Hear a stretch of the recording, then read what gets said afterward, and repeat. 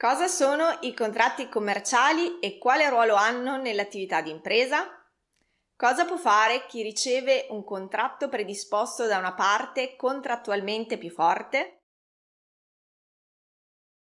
Con l'espressione contratti commerciali ci riferiamo a un'ampia gamma di accordi in cui nessuna delle parti è un consumatore, per cui non si applica il codice del consumo né la normativa europea a tutela del consumatore. L'elenco dei contratti che possiamo ricondurre alla categoria dei contratti commerciali è particolarmente esteso. Senz'altro vi rientrano i contratti di fornitura di beni e servizi, inclusi i contratti di software, i contratti di collaborazione commerciale tra professionisti o tra imprese, inclusi i contratti di sponsorizzazione, di joint venture societaria e di franchising, i contratti commerciali aventi ad oggetto immobili, inclusi i contratti di affitto di azienda, di cessione di azienda o ramo di azienda, e i contratti che hanno ad oggetto i diritti di proprietà intellettuale o industriale.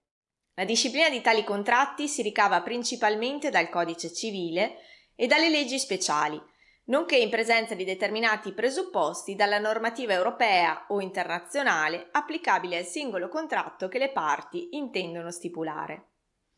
Conoscere quale disciplina si applica si rivela fondamentale, in particolare quando per il contratto che si intende concludere la legge non impone la forma scritta.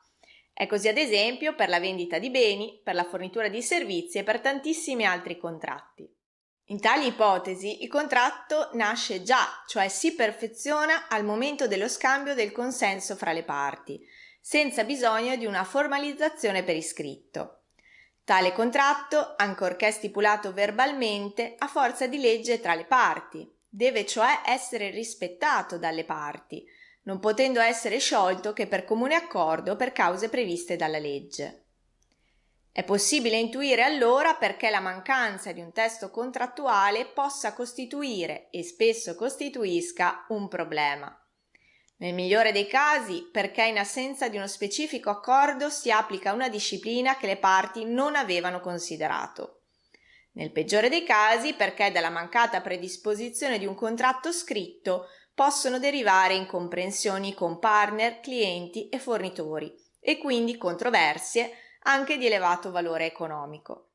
Per la società, l'imprenditore e il libero professionista, disporre di una propria modulistica contrattuale, ad esempio modelli di preventivo, ordini di acquisto, condizioni generali di vendita o di fornitura di servizi e contratti specifici, rappresenta una questione prima di tutto di immagine.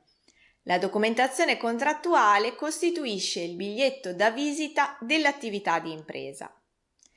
Nel merito, poter contare su modelli di contratto consolidati e affidabili consente di perseguire al meglio gli obiettivi imprenditoriali, commerciali e professionali, nonché di mitigare il rischio di inadempimenti e controversie. Si pensi ai contratti di collaborazione commerciale, ai patti di non concorrenza e di riservatezza, alle clausole aventi ad oggetto la titolarità e lo sfruttamento di un'opera dell'ingegno o di un software.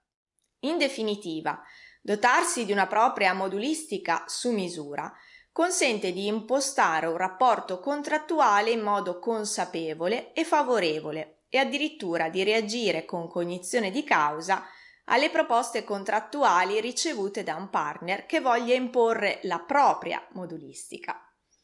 Capita spesso infatti che la parte economicamente più forte dia per scontato di poter costringere la parte meno forte ad accettare qualsiasi contratto, pur di lavorare insieme.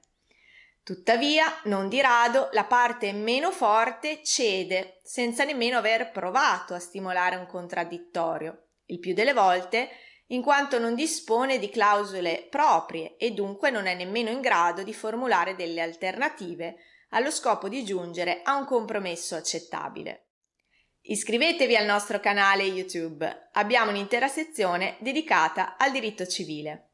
Per maggiori informazioni visitate il nostro sito e seguiteci sui social media.